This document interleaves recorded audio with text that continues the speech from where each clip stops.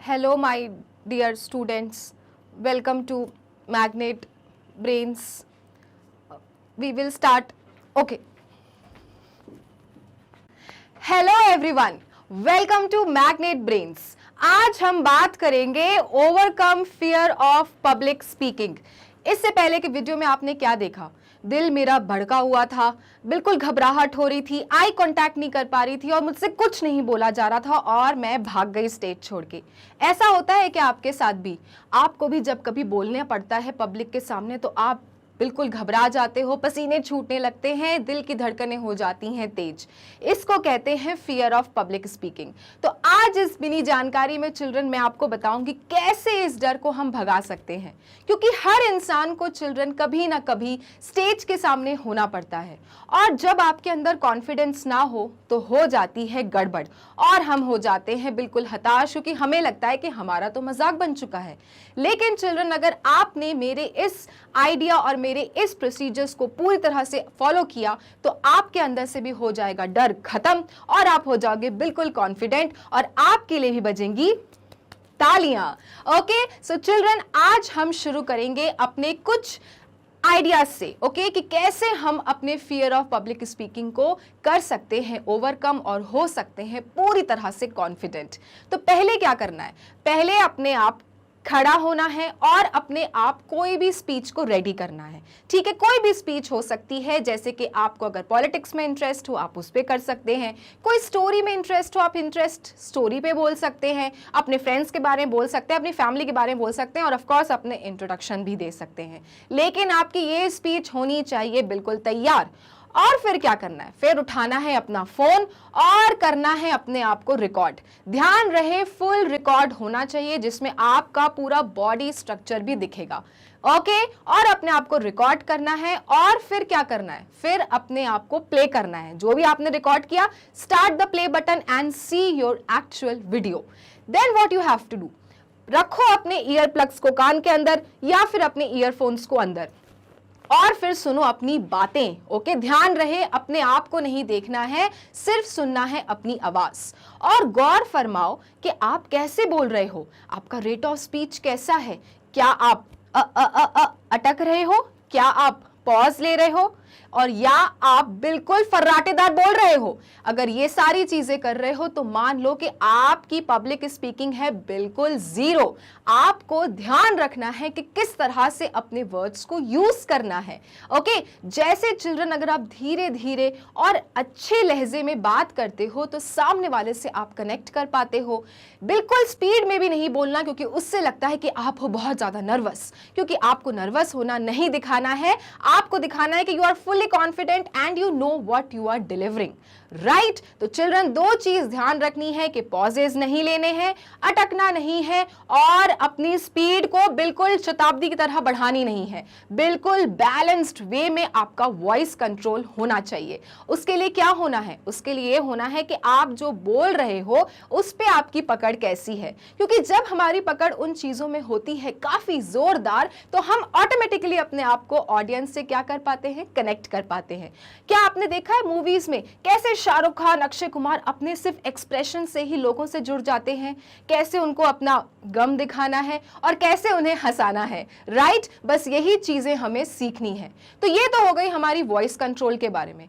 अब क्या करना है? अब फिर से अपना वीडियो प्ले करो और अब क्या करना है? अब अपने गाने, अपने ऑडियो को म्यूट कर दीजिए और देखिए अपनी body language. What do you mean by body language? Body language होती है, या तो फिर दोनों में क्या डिफरेंस है? दोनों में ये डिफरेंस है कि एक में दिखता है कि आप कितने कॉन्फिडेंट हो और एक में दिखता है कि आप कितने घबराए हुए हो या फिर आप नजरें झुका रहे हो और आप देख नहीं रहे हो। तो children, body language is the most important thing when it comes to public speaking.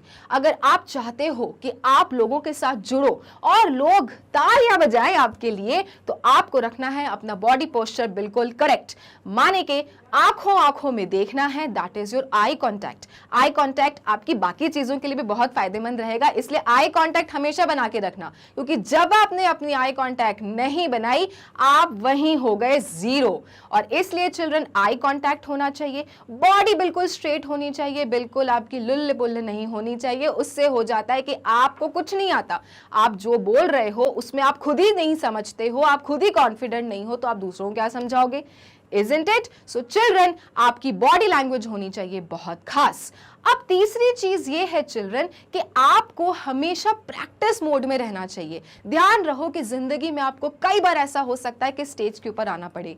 आपको जॉब में कभी बोलना पड़ सकता है, आपको कभी स्कूल में बोलना पड़ सकता है, कभी आपको किसी क्लब पार्टीज में बोलना पड़ सकता है। चिल्ड्रन, पूछ उसी की होती है जो होता है कॉन्फिडेंट और जो बोल सकता है 4 शब्द, right? So children, public speaking बहुत बड़ा डर है, सबको होता है, लेकिन अगर प्रैक्टिस किया जाए तो क्या होता है, आप इन चीजों से ओवरकम कर सकते हो।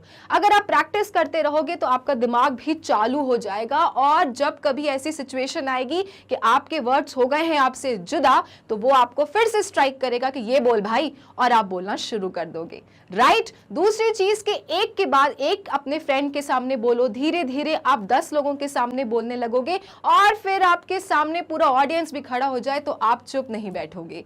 सो चिल्ड्रन, पब्लिक स्पीकिंग के लिए आपको क्या क्या याद रखना, मैं फिर से रिपीट कर रही हूं, वो ये है, अपने ऑडियो को कंट्रोल रखिए। आप जितना अच्छे से बोलेंगे, जितना थ्रो करोगे, उतना अच्छे से कनेक्ट कर पाओगे, राइट? स्पीड को कंट्रोल रखना है, अटकना नहीं है, क्योंकि जब हम वीडियो देखते हैं और बफर हो रहा होता है तो हम खुद ही वहां से भाग जाते हैं।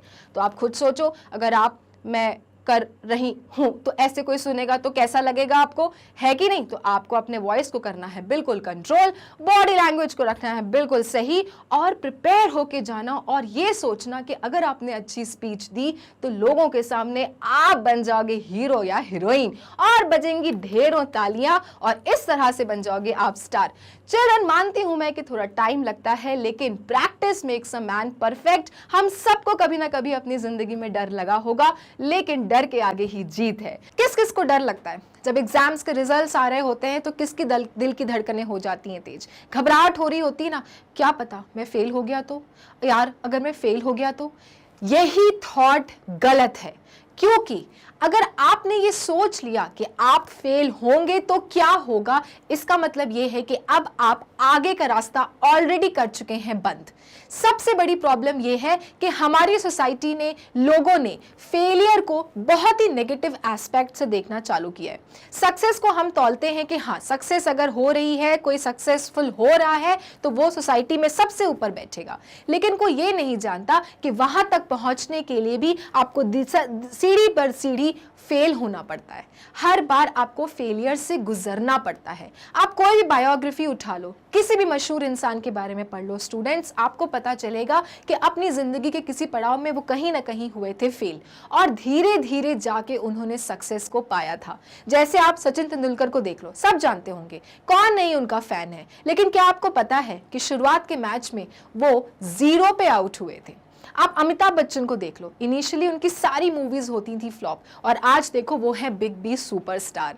सो क्या मतलब है इसका मतलब ये है कि आपको सक्सेस और फेलियर दोनों का बैलेंस बना के रखना है। आपको ये देखना है कि आपने एफर्ट्स कितने डाले थे, आपने परफॉर्मेंस दी थी, तो ऐसा क्या हो गया कि आपकी परफॉर्मेंस उस तरह से खरी नहीं उतरी जितना आपने सोचा था। ना कि ये कि अब मैं कोई काम का नहीं हूं, अपने होप्स खो दो, बिल्कुल भी नहीं, क्योंकि हर बार एक हार के बाद होती है जीत। और इसलिए आपको क्या करना है, अपने फेलियर से, अपनी हार से कुछ सीखना है, और फिर वो सारी कमियों के बाद ये सीखना है कि अब ऐसा क्या किया जाए कि आगे जाके आपको एक सक्सेस की सीढ़ी मिले। और इसलिए लगे रहो, अपने एफर्ट्स को देखो, अपने परफॉर्मेंस को देखो, अपने सक्सेस को भी देखो, और अपने फेलियर्स को भी देखो। बिल्कुल भी ये सोचने की जरूरत नहीं है दैट अगर आप फेल हो जाते हैं या एग्जाम्स में मार्क्स कम हो जाते हैं तो क्या होगा। ये बताओ मुझे कि आज से 10 साल बाद ये 2 डिजिट्स के नंबर एक्चुअली में कहीं इंपॉर्टेंस नहीं रखते। इंपॉर्टेंस रखती है तो आपकी सक्सेसफुलनेस, और वो आप तब होगी जब आपके अंदर बढ़ेगी खुद की कॉन्फिडेंस, खुद की हिम्मत। और इसलिए फेल होने से नहीं डरना है, बस अपने एफर्ट्स पूरी तरह से डालते रहना है, टाइम मैनेजमेंट को अच्छे से फॉलो करना है। और क्या हुआ कि इस बार आप फेल हो गए, क्या हुआ कि इस बार मार्क्स कम हो गए, आगे और भी आपके सामने लाइफ है, आगे और भी बहुत सारे मौके मिलेंगे जब आप कुछ ना कुछ अच्छा कर दिखाएंगे और लोगों के सामने सक्सेसफुल कह पाएंगे। इसलिए children, results are nearby, do not get fear, क्योंकि बड़े बड़ों ने कहा है कि जब आप डर जाते हैं तो आप सारी चीजें खो देते हैं, लेकिन जब आप हार के भी उठ खड़े होते हैं तो सारी चीजें ऑटोमेटिकली यूनिवर्स आपको देना शुरू कर देती है। इसलिए believe in yourself, be confident, और क्या करना है, आगे बढ़ते रहना है। और अगर मार्क्स अच्छे नहीं आते तो यह देखना है कि कहां कमी रह गई थी, कौन से एफर्ट्स में कमी रह गई थी, क्या ऐसा किया जा सकता है कि अगली बार सक्सेस से हमारा दामन छूट ही ना सके। ओके, सो मिलेंगे नेक्स्ट जानकारी में, तब तक के लिए be confident and do not lose hope.